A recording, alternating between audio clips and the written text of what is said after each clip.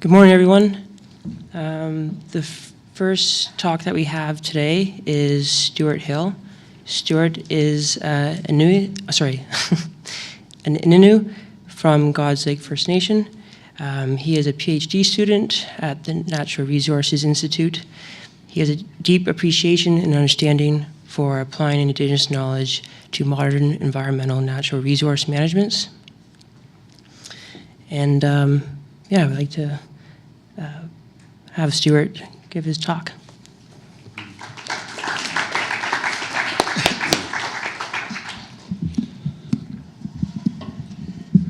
Yeah, if you look at the agenda there, it says I'm supposed to talk about the Canadian colonial context.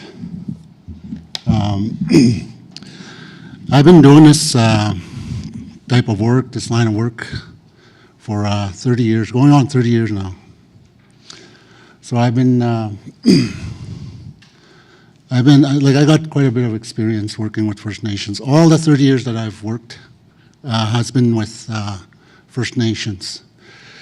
I started out as a research assistant with the Manitoba Northern Chiefs, and then I've moved on to community consultations. I've looked at self-government, treaty land entitlement.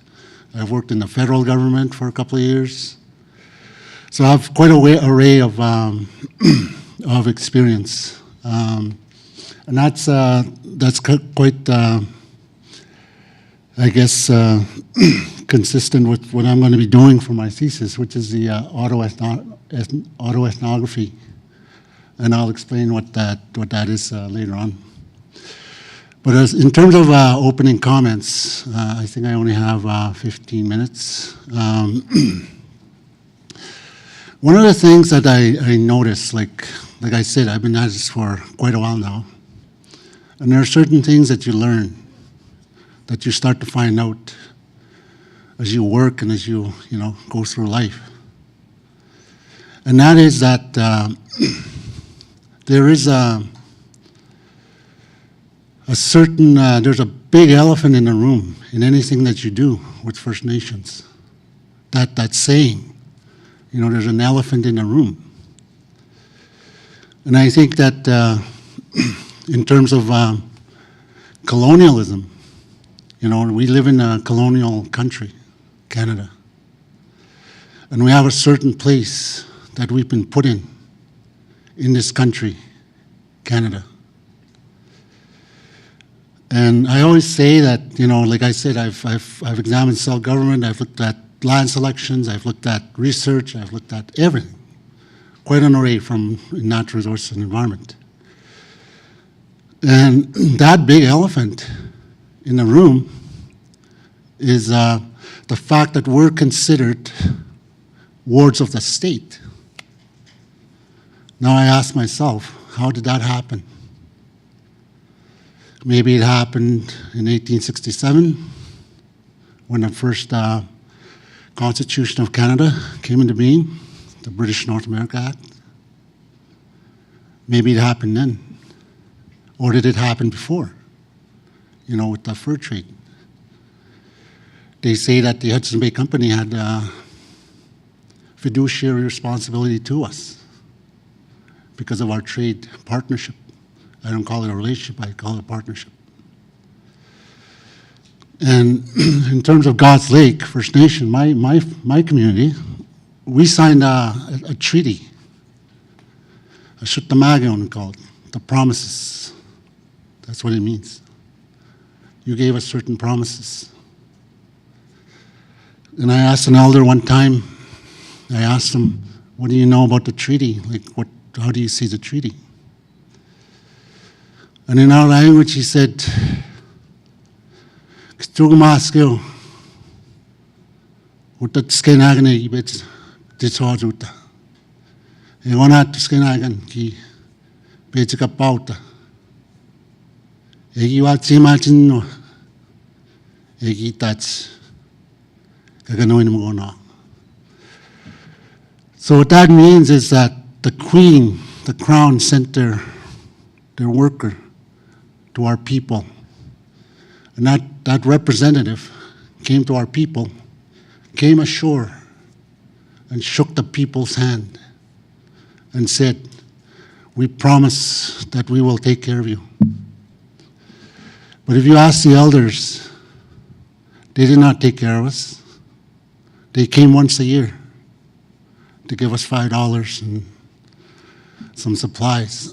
The rest of the year, our people took care of themselves.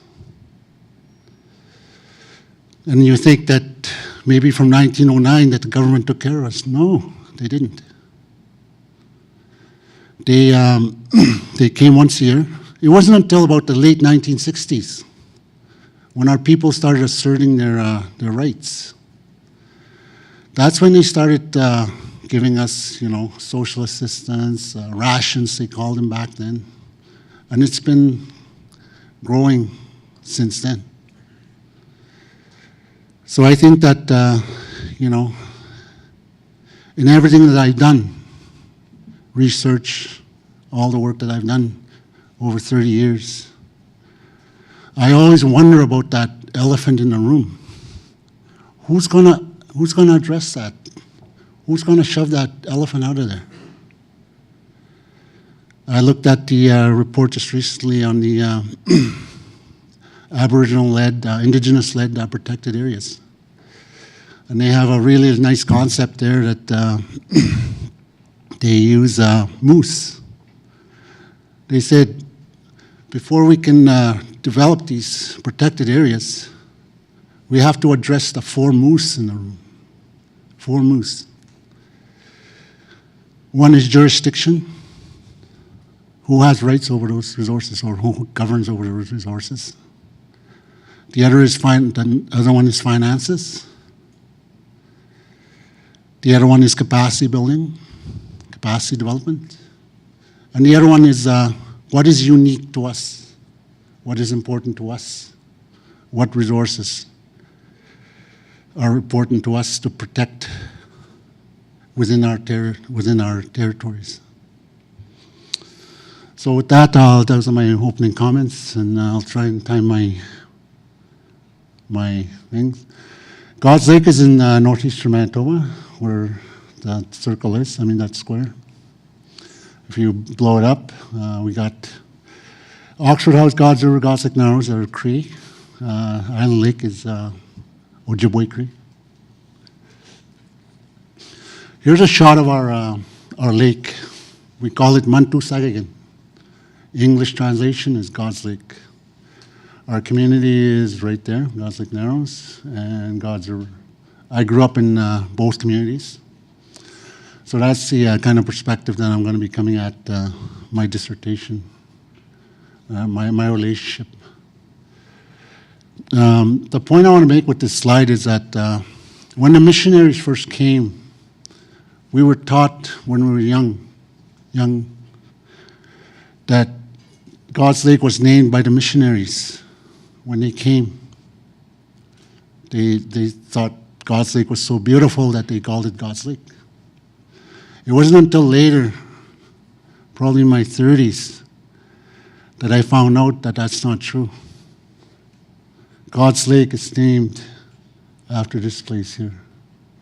It's called Manchonagushik. The root word there is Mantu, creator. And what happened there was a long time ago, during the days of the birch bark canoe, the people would never venture out to the middle because there was some kind of big fish in the middle there, and they were afraid to go in the middle. But one time they lost this man. He had ventured out into the middle there, and there's little islands there, about 3 of them. And he survived there, that man survived there for 40 days and 40 nights. And it was a miracle that he survived by the time they found him. And they said that prior to that event, our lake was called Devil's Lake, or similar to it, the Bad Spirit Lake, because there was no life to it, no resources to it. But after that miracle event, that 40 days and 40 nights, in this This place here, Mantunagushik, we call it. After that event, the lake changed. It became very productive. It started having rich resources, so they changed the name to Mantusagagan, God's Lake. So you might think that that's a legend. It's not a legend. There's a difference between a legend in our language. Legend is atanihion. But when you talk about or tell a story about a real event, that's bimajamun. What I just told you is a bimajamun. It is a story about a real event. It is not a legend. It is not a myth. Because that man that survived there, his name was David Redhead.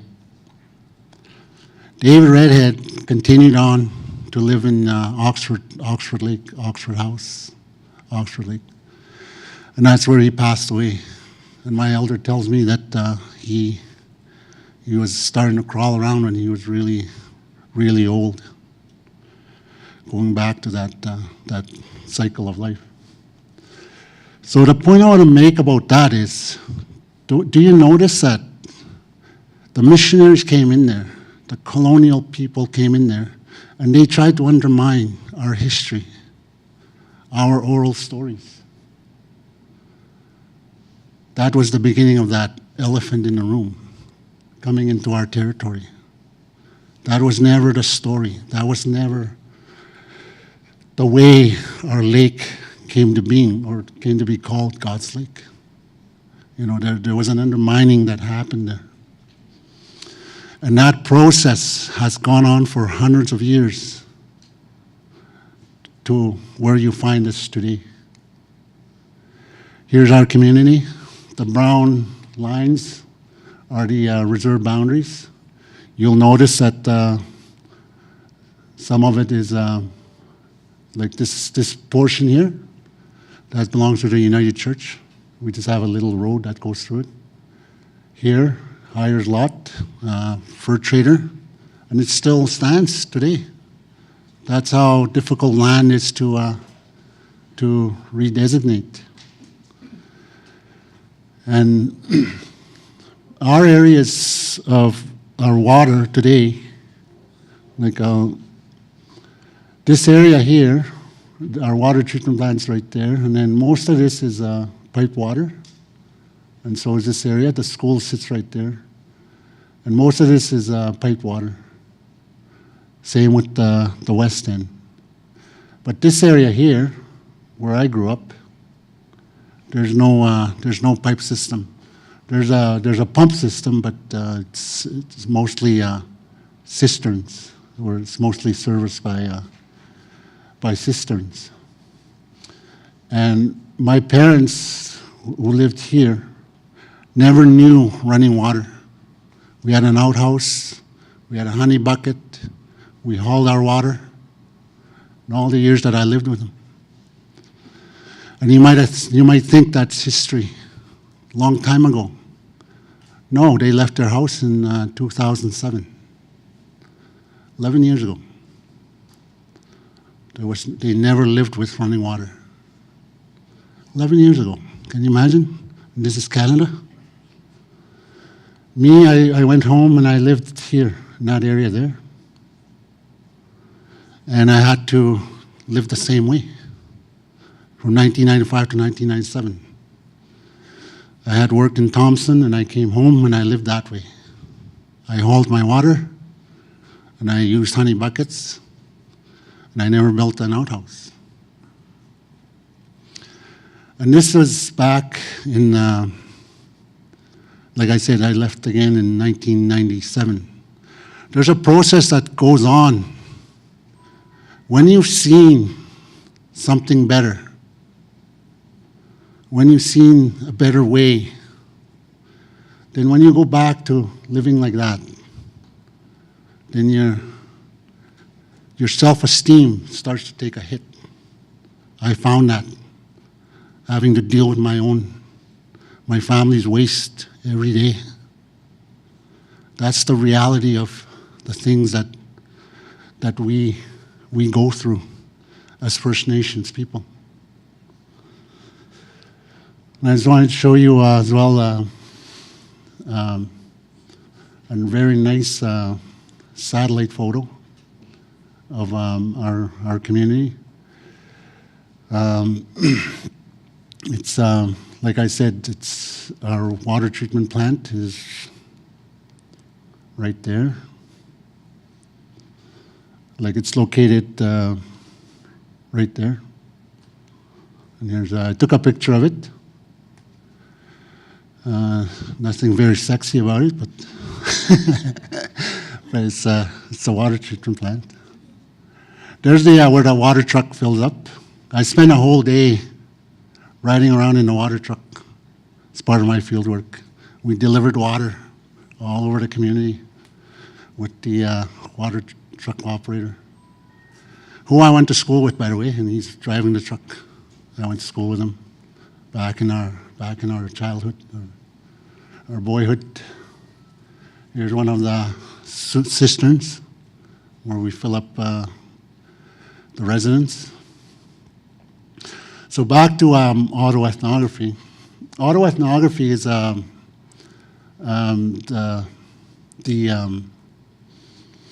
I guess this is how the literature, this is in the literature. Auto is the self-critical analysis of my own role as an active agent in the situation. So I have to look at my experience, look at my knowledge, and I have to critically analyze it. Ethno is the personal reflections into a larger social and cultural dimensions.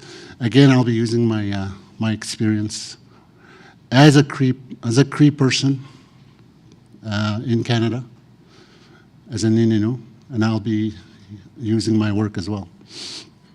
Graphie is the art of writing. My personal experience is to examine my culture and society more broadly, which would be the dissertation that I'll be doing.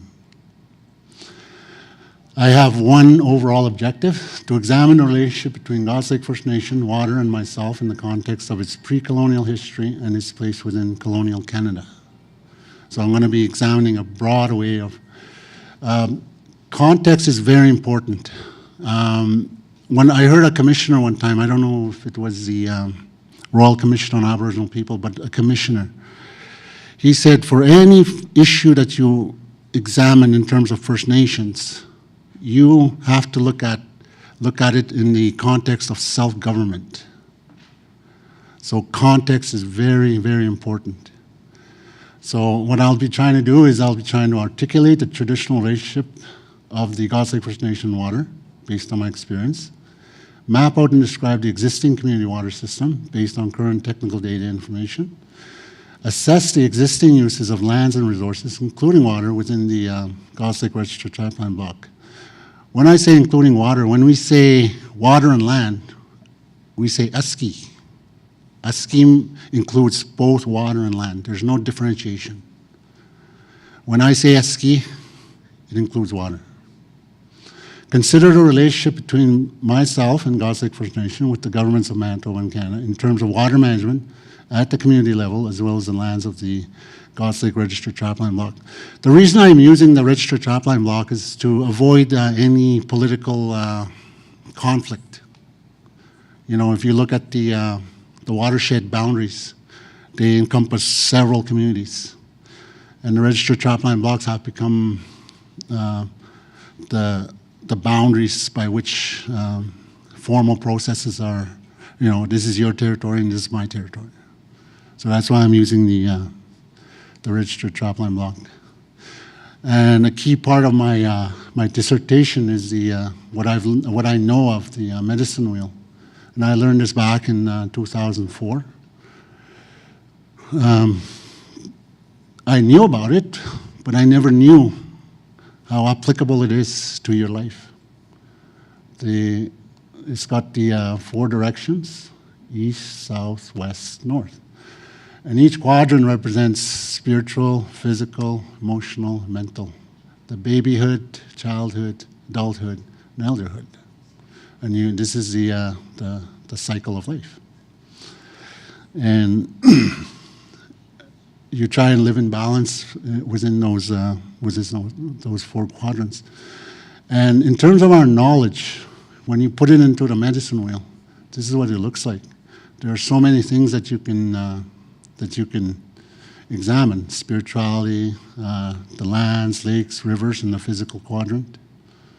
And the emotional would be the ecosystem. The complexities of the emotions would be the ecosystem. And of course, the mental is the wisdom that elders have of the human relationship, the social and cultural dynamic. If you turn this into a tube, then you can start looking at time zones, you know, where, like in terms of the individual, you know, the individual, couple, family, community, tribe, peoples. Somebody was telling me that they put environment there too at the end, but there's a technological and societal change over time through the time zones. And we've done a lot of work. Oh, okay, my time's up, so I'm just going to fly through this. This is our land use planning mapping. We did GPSing throughout our lands, our lake. We did elder sacred places mapping, and then this is last summer I had the chance to accompany the canoe quest, they call it, from God's Lake, from God's Lake Narrows to Norrie House. This is our ancestral route, and it's about 200 kilometers of bush and swamp, and it's got 11 portages in it. And I just wanted to to pay tribute to my my canoe buddies. I'll just go through this fast. Here we are at a portage, and this was in late July and early August. There's Timmy, Angel. He's our co-leader. Here's our leader, Samantha. My canoe buddy, Tyrone. Harvey. My nephew, Brendan. And this guy's from God's River. His name Melton. And there's me, stopping. We usually rest about probably every few hours. And the day after this picture was taken, we reached Norrie House. Thank you. Yeah.